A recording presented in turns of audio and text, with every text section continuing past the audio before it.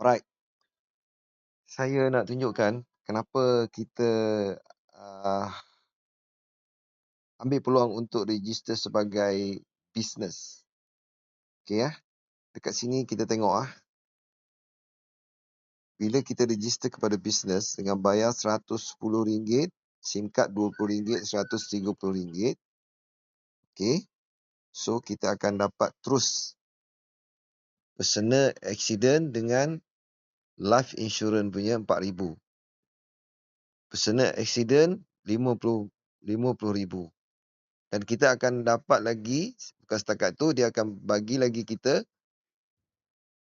plan data RM60, 240GB dan kita akan dapat unlimited call dan 15GB hotspot.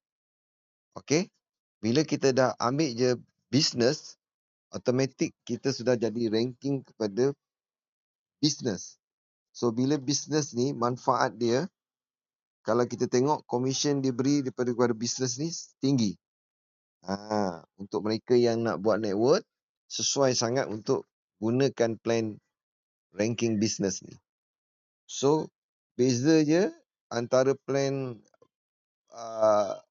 commission dia kat sini. Dia tinggi bayar sikit.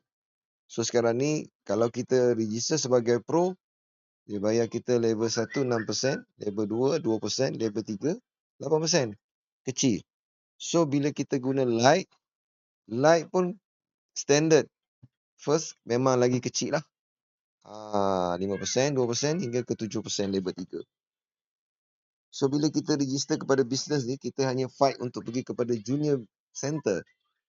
Okay.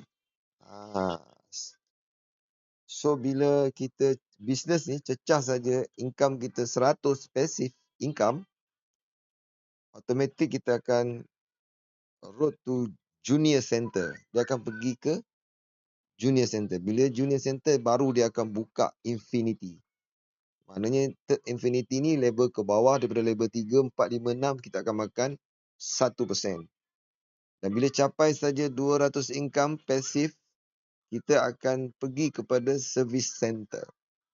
Daripada service center ni dia akan buka lagi, besar lagi commission dia. Level 1, 12%, level 2, 5.5%, level 3, 15.5%, dan third infinity, 2.5% level ke bawah. So, sampailah tahap ke ranking yang ke-6 dalam Tunwau, ialah Brush, 3,000 passive income.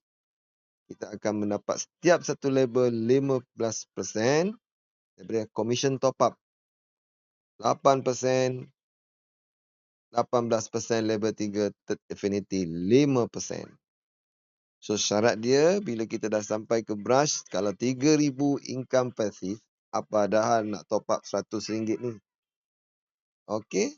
So, terpulang kepada anda boleh menilainya dan nampak bila mana kita menggunakan business.